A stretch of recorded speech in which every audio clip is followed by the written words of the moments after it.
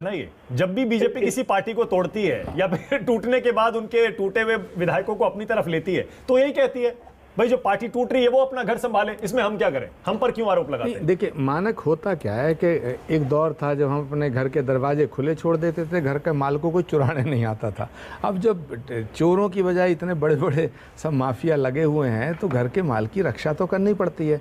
तो ऐसे ही शिवसेना शुरू से ही कर रही थी। मैं श्रीवास्तव जी की बात से सहमत हूँ कि जब से वोट हुई थी तभी से चल रहा था। मगर एक सवाल यहाँ टेक्निकल बड़ा इम्पॉर्टेंट है कि बीजेपी के पास मानक कितने एमएलए हैं? बीजेपी के पास कुल एमएलए 106 हैं। हाँ। और बाकी मिला के टोटल 113 का आंकड़ा है। ठीक है, अब 113 है, लेकिन 19 निर्दलीय हैं। नहीं, इसके अलावा भी एक सेकंड मान लीजिएगा कि शिवसेना के जो एमएलए हैं, विधायक हैं, उनको उनके इस्तीफे करा दिए जाते हैं तो विधानसभा की स्ट्रेंथ घट जाएगी। हाँ।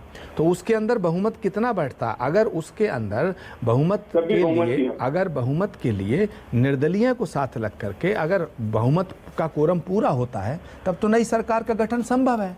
और अगर नई सरकार का गठन संभव नहीं है तो फिर तो राष्ट्रपति शासन लग के चुनाव में जाना ही पड़ेगा।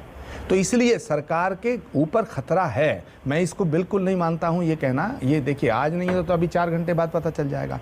जो विधायक जाते हैं ये वापस बहुत कम आते हैं।